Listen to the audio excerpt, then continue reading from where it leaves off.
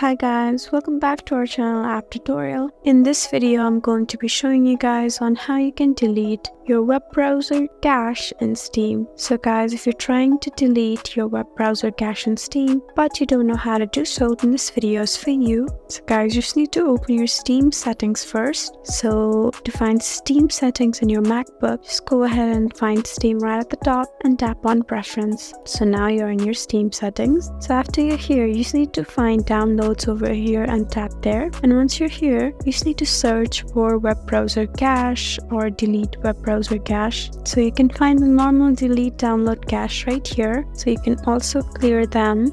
And after you do that, just go to in-game now, and here you can find delete web browser data. So right under you can find delete all Steam browser cached files, cookies and history. So if you tap on delete right here, you would be deleting data alongside cache and other cookies and histories. So just go ahead and tap on delete, and in this way you would successfully be able to delete your web browser cache. I hope this video was helpful for you. If you found this video helpful, please leave us a like and drop us a comment down below. And if you want more helpful videos like these, then please subscribe to our channel. We'll see you again next time. Thank you for watching.